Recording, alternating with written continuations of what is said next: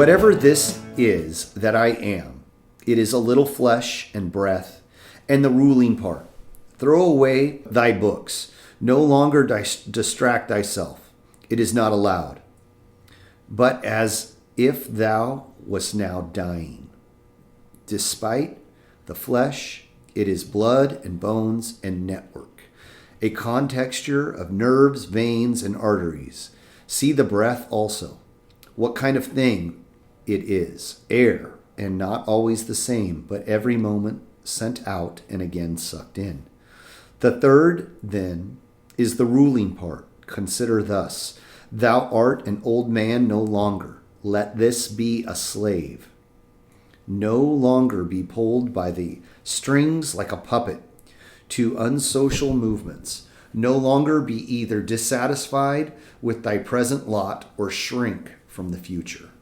Friends, this is episode 49 of the Formless Podcast with me, Dustin and Tyler, the superhuman. Just showing up, walking through the door. Oh man, you know, the fight's always with the door. The hardest fight's always with the door. You know, we've heard that. That has been my biggest struggle right now, lately, because I'm here on Monday because I made a commitment. So I'm here every Monday. Sometimes I'm late because of work, but I'm here every Monday. The rest of the week, though, it's been, you know, I'm working 60 hours a week. Yeah. So sometimes, and I start no later than 5:30 in the morning.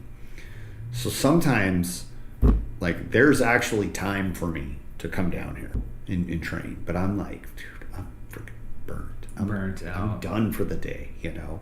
And so I've really been struggling with that for the last 6 months. So I understand. I've heard that term before. The biggest fight's with the door, just walking through that door or stepping on the mat or, you know, whatever term you want to use. And I've always been like, whatever. That's not a fight. Like, just come out. Just do it. Now I'm like, I'm living that. I'm understanding that completely. Wow. So, and the fact that you're living it and understanding it sounds like you're not on the other side of it. Not yet. No, but no. You will be. I'm going to be. And I think the fact that... But my ego was like, that ain't ever going to happen to me. And sure enough, you know, it totally happened. But when you're on the other side of that, you know, and you're able to, or I shouldn't say but, I should say and when you're on the other side of that, yeah, you'll be able to talk about it in a way that no one else that hasn't gone through that yet. Yeah. You can be like, hey, I walked this path and I know like what the struggle was. Exactly. Yeah. I haven't thought about it like that. That's good. To walk through. That's good. Yeah. Like that because you can say like that it's somebody who hasn't struggled through that. Like, how could you can't teach something really effectively that you haven't gone through yourself. Yeah, that makes sense, right? Like, that makes sense. Mean, well, like, doesn't that sound right? Like, I'm questioning myself. Like, you can give advice on that because you are now I'm now dealing with it, and you're gonna be on the other side of it. Yeah, that's a good perspective. I haven't looked at it like that. Right? Nice. Like if somebody loses a arm or a leg in a car wreck, and then they now know what it's like to not have that limb, they can empathize or right with somebody else that happens with. They're like, look, I know what happened. Or you could choose anything. Anything. I just choose that randomly, but you know, it's like, oh, I know what you're going through, but like unless somebody has lost that limb, they have no idea. Yeah. Or like if you're colorblind. I have no idea what it's like to be colorblind. Colorblind, yeah. I'm not colorblind. Yeah. I see colors. Yeah. So if somebody's like, oh, it all looks brown to me, I see all sorts of different colors. I don't know what your problem is. Yeah. I can't empathize with that. Far better example. That's interesting. But now when you're on the other side of that, you'll be able to be like, you'll look over your shoulder and you'll be like, oh yeah, I remember. I've been there. Ah, yeah, that road, yeah. That is a familiar territory. That is a familiar territory. Yeah, that's good. And the crazy thing, the funny thing is about that I've realized is you only get one chance at certain things. You like you never experienced that, right? You never experienced not to this level, right? Not really, not to this level, yeah. And so you only get one chance to experience it at this level, like. Yeah, that's true. That's very true. Yeah, and so like you only get one chance, one shot at having that. Like this year, I was like, while I was going through it, I was like, I only get one chance to have my first movie that I star in. That I only get that one time. I could star in 20 more movies, but I only get one chance. First experience at that. Yeah. One first experience, and you've only got one first experience of this. So I think those are beautiful moments. Yeah. I think they are. I'm going to go with that. I like that. I like that perspective. They're beautiful moments because you'll never be able to go back to this. 5 years from now, you might be struggling the same thing with the motivation, and then you'll be able to look back and be like, well, it wasn't that bad as 5 years ago. Yeah. That's good. I like that a lot. Yeah, because you only get one chance. You only. You got to split soon, right? We got a few more minutes. We got a few more minutes? Yeah, okay, cool. 10:30. Okay. No, I like that. I just didn't want to hold you up because I know you got stuff to do work-wise. Man, that's a good one. Thank you. Thank you for that. That's a whole different perspective than what I'm used to. It's, and honestly, it's not from lack of motivation. No. I would be here. The issue is like I'm spending time at work, and it takes away from time with my family, time with my kids, time with my wife, and I can spend that here with them too. Don't get me wrong, I can. But like my wife's going to school now, and so like there's balls that are getting dropped, like the laundry, like the dishes, like feeding the dog. Little simple things that like, not to say we're starving our dog. Don't come after me, Peta. But things are like, so I got to pick up some of that slack so my wife can focus on her homework or help with the kids, or there's just other stuff that my absence has left kind of hanging. So it's like, I got to take care of this, and then the next thing I know, it's like, oh well, class starts in 10 minutes, and I live 30 minutes away, so that's not happening tonight, and it's that kind of stuff. It's not like, oh, I just don't feel like it. No, I want to go. I want to be there, but like, I can't, I still have to have clean clothes for work. I still have to, be able to make dinner, and I still, it's all this stuff. If I didn't have to sleep, perfect. So short of starting a meth habit, which that's not going to happen, I can't physically do all of these things at once. And we'll get there. We'll get it fixed. It's going to take a little time to work out some kinks. You mean you're going to get there with the meth habit? No. No. I'm just kidding. That was good. I was like, wait, what's these? I'll get back in the school more often. I just have to figure out how the dynamic has shifted and figure out how to like, okay, kids, when the dishes are dirty, you need to wash them. When the laundry basket's full, we need to get this done, or like leave it for me, or our roles have kind of need adjusting. Mm-hmm. And so trying to discipline ourselves to figure that out. That's always a challenge, isn't it? Absolutely. And then you'll find it. You'll find that Lego piece. And we'll get it going. We'll get our groove back. And then something else will throw a wrench in the works, And you got to go, okay, time to reevaluate and readjust. What can we drop? What do we need to pick up? What do we need to, do? Yeah. Just part of life, just like everything else, What, so in regards to, I think, like, feeling the burnout, right? You feel the burnout. Well, yeah. My whole work life has been flipped on its ear, and it's a different pace. It's a different thing, and it's a hustle. Like, you're moving, and it's so weird because I have 56 accounts that I see every week. And I might see them once a week, I might see them twice a week, I might see them every other week or once a month, depending on the account and the size of the account. And some accounts are real predictable, and their stuff's in order, it's dialed in, and you can almost not even have to walk in there and just do the order and take care of business. Other accounts, it's like stepping into a minefield. You never know what you're going to walk into. You never know, like, some employees at that place might be really good. Some of them are worthless. Some of them have things dialed in, but they don't work that shift all the time. So you step into it and it's like, oh, it's all good today. I don't have to worry about, taking care of this stuff. I can put this on the shelf and write the order and I'm done. Might take me 20 minutes. Some places you walk in there and you're like, okay, I'm going to be here for 4 hours today because it needs to get taken care of, and product that's in the back room and not on the shelf doesn't sell. Right. So somebody's got to put that out there, and nobody's done it since last week. So guess who's it? Yeah.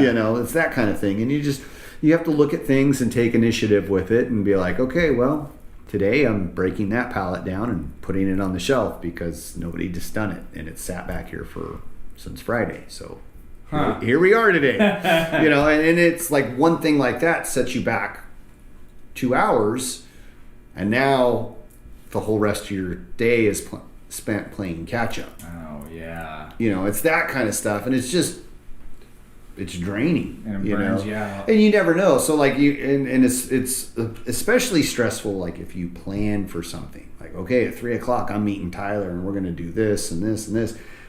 If I get one of those things that screws up, the day, now it's like, okay, who am I gonna shortchange on the next 4 stops so I can make up that lost time?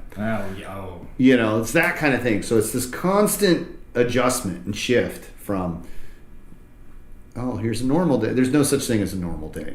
There's just no such thing as a normal day. As before with the last job, I knew that no matter what happens, unless some freak accident happens, I'm getting off at 4:00 and I'm down here by 4:30 and I'm rocking and rolling.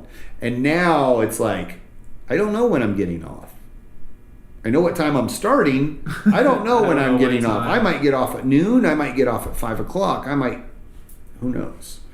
And that just screws everything up. So, it is what it is. And opportunities to overcome. Opportunities to overcome. Keep putting one foot in front of the other. Push the rock up the hill.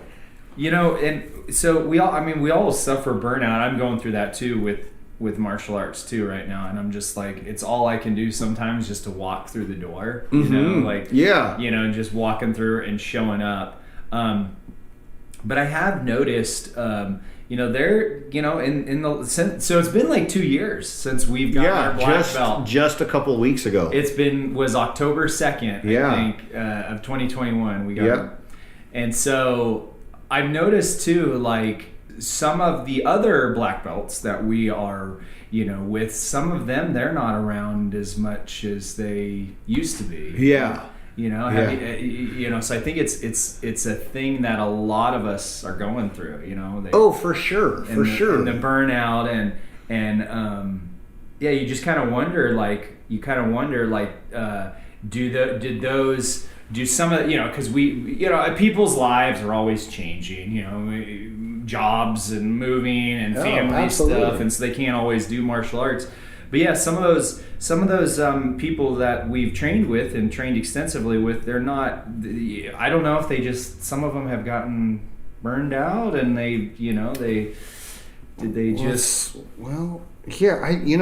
that's a good question. I don't know. No, it's just something I've noticed. And it's a real common thing that Harinder Singh, Sensei Court, was talking about. How Harinder Singh was talking about it is people get up to their black belt. They receive their black belt, and then it's like, there's a dropout rate, is I think the way he talked about. The attrition rate's really high. The attrition rate, and so it's kind of like, do people get burnout and they don't force their way through that. I mean, there's age and injuries, life changes yeah. and stuff. Yeah, that's a good question. I don't know. I think it has to do with a little bit of that, but I also think too, like, you know, like you can only hold your concentration on something for so long. Yeah. Right? Like we were talking before we started about reading, and I'm reading the Meditations by Marcus Aurelius.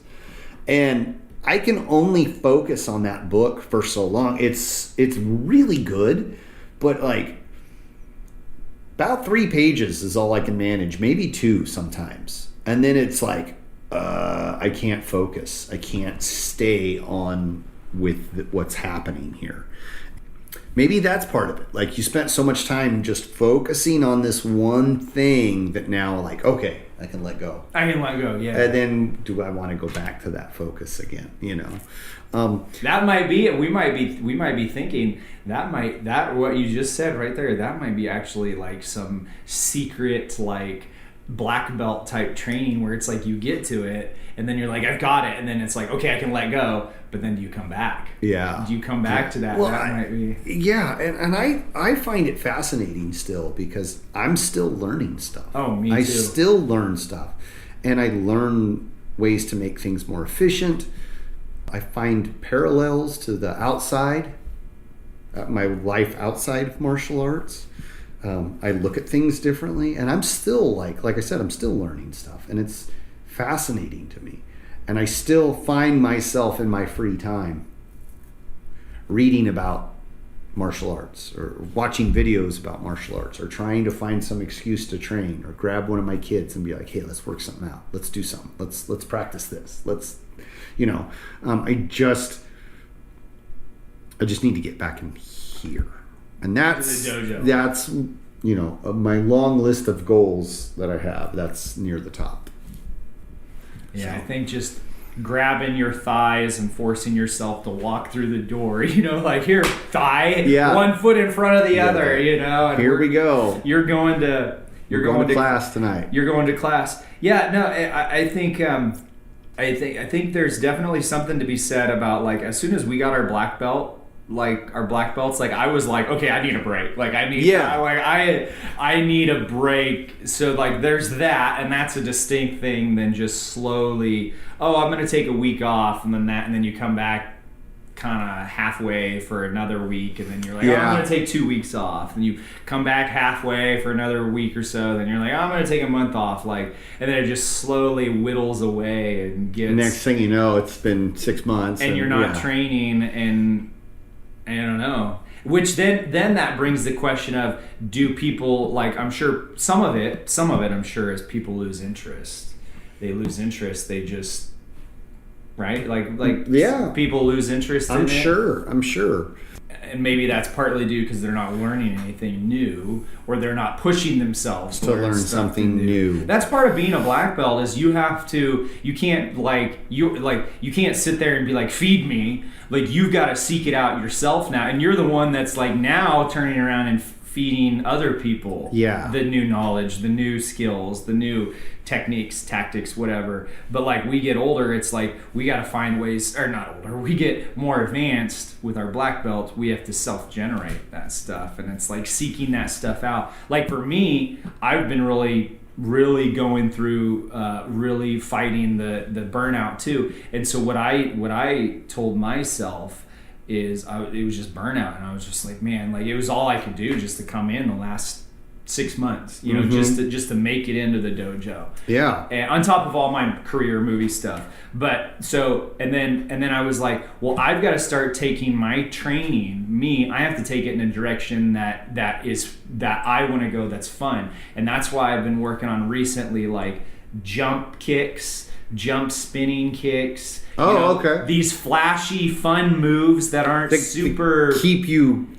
going. Keep me interested. I've been watching a lot of the old Power Rangers episodes, and so I'm like, I can do that. I can do what Tommy does, jumps in the air and kicks with both legs. Like, I grew up watching this stuff. Like, I can be the Green Ranger. Like, so it's like one of those things where I then had to be like, I need to take my training in a way that where my interests are, and because I want to do movies, now I'm like, okay, now I need to start working on these flashy spinning kicks, these flashy jump spinning kicks, because I want to put that in movies and shows one day. And so like that's where I got to take it. And a lot of the it's kind of embarrassing. Like I'll be practicing before or after class, and I'll be doing a kick not the right way according to our art, cover your head and groin while you're doing the kick. I'll be doing it where I'm not doing that, and my arms are just flailing as I'm doing a spinning side kick or something.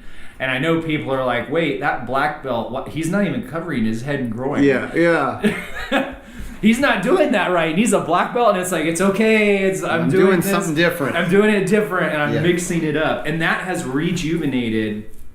Re-sparked it for you? It's re-sparked it.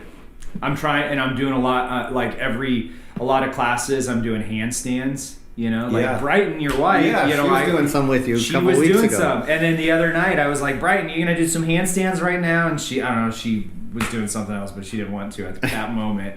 But I was like, come on. And she's like, oh, no, I'll get back into it with you. And so, but yeah, it's just like finding those new things, and like what keeps that going. Yeah, what's keeping that spark alive? What's keeping that fuel going for you? Yeah, that makes good sense. I like that.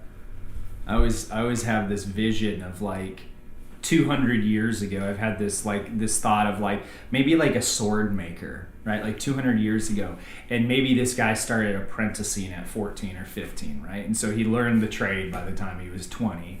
Well, when that guy's like 60 and he's still hammering on the same anvil with maybe a different hammer, but he's doing the same thing he was doing, maybe pounding the metal for a sword, right? Yeah. And he's pounding the metal for a sword, and he's doing the same thing at 60 that he was at 20, 40 years later. Does he ever find new things? Does he ever see new things, new like, or does he just keep hitting that, and beating that steel into something? Does he keep doing that?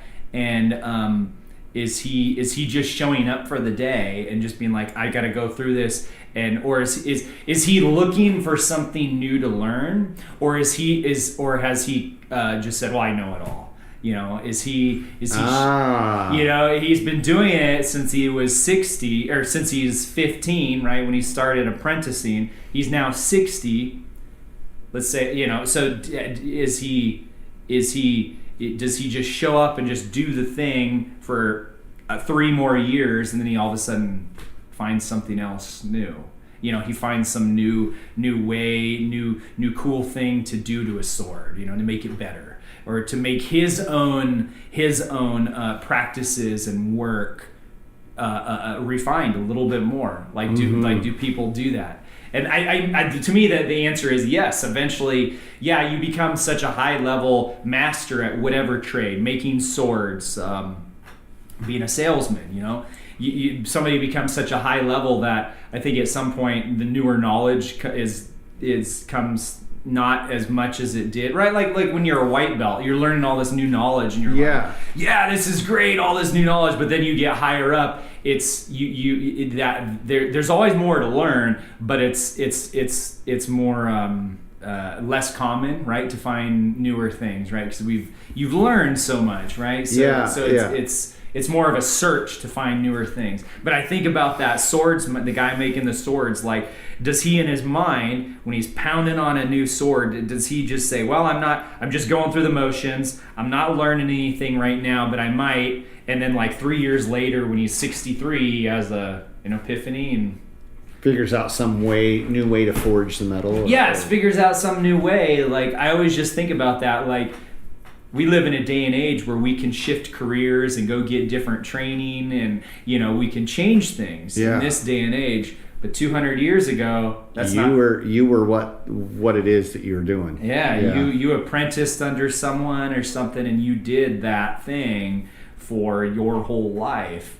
And like, did those guys ever get bored? Oh, I'm sure. Did they give up? Oh, I'm sure there's some that gave up. But at some point, did somebody, you know, that guy hammering that sword, he showed up day after day and just kept doing the thing. And you wonder if those new Lego pieces that he found, you know, if they came and like, did he find a big Lego piece one day and he's like, oh man, I found this cool new way to cast a sword or whatever it's called, you know. Yeah. Just fun things. That's awesome. You know, like my dad, he retired from horse training late last year or this year, and he has rode thousands of horses. You know, people would bring him a horse, and he'd break it so that they could ride it even better. And so I always wonder, like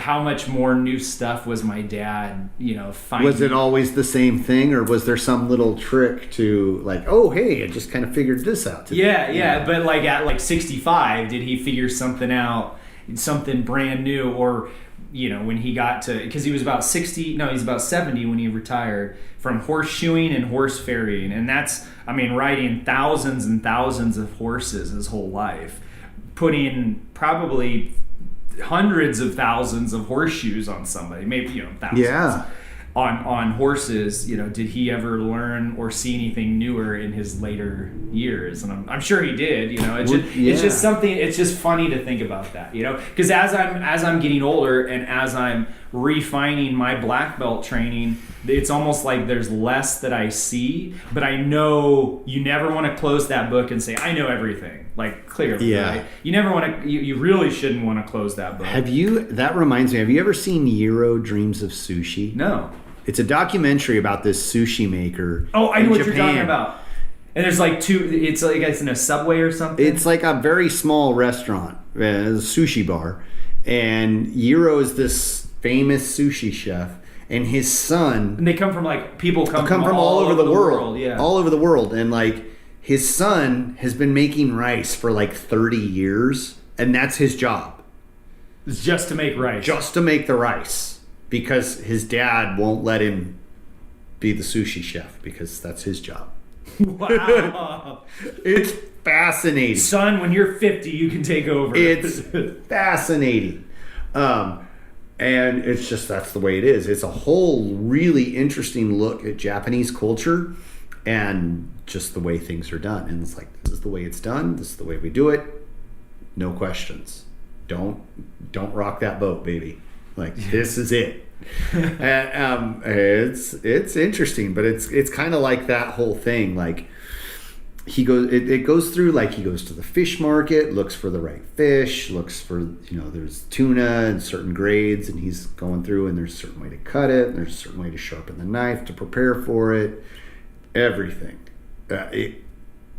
It's fascinating. Yeah. It's really good. The way I heard it, I haven't seen it, but I want to see it. The way I heard it described is like that guy will prepare the sushi, right? Mm-hmm. And then he'll just like put it in like the little restaurant he has is like, it's like a bench. It's like a hole in the wall. Yeah. It's like, I think it might be the size of a 2-car garage. Maybe. Yeah, and it's like two stools or something. Yeah. That's what I heard. And so like he'll like serve it in front of people, and he'll just stand there and watch them eat. Yes. Like, what do you think? And he's like, what, 80 or something? Yeah. So, and it's not like a traditional restaurant. Like, you don't get a menu.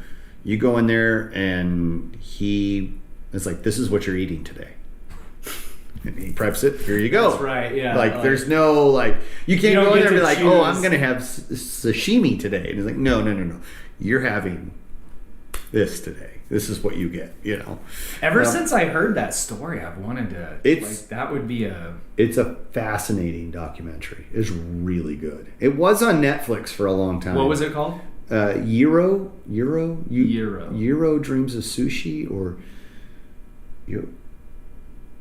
I'll have to look. We'll Google I'll get guy that makes sushi in Japan. Yeah. It's really good.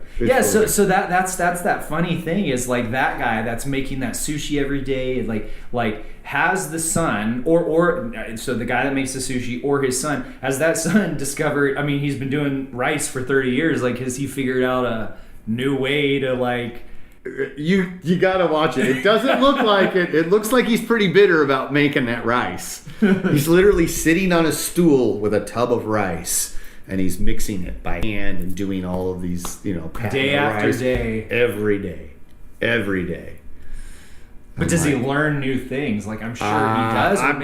I don't know. It's been a while since I've seen it, but he talks about like how this is what they do. They're sushi.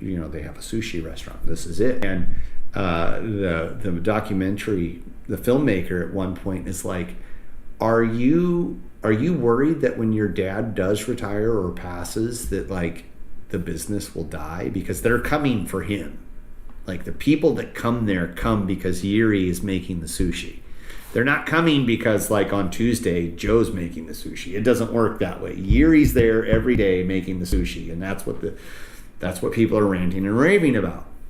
And he has a technique for, like, patting the fish and putting the rice on, and you use your 2 fingers and you do it a certain way, and like every day he's like checking his son when he does the rice and how it's like, no, and he corrects him. I mean, it's crazy. After 30 years. Yeah, it's crazy. Like, that kid's like, and he's not a kid, he's an older man, and it's like, I'm sure he's like, you know what, dude? I can pat some rice, I don't know. Yeah, you got to cut it. All right, friends, thank you very much for joining us today. Check us out on all of the social media platforms: Facebook, Instagram, Twitter. We don't do TikTok, and that's it. We'll catch you next week. Have a good one.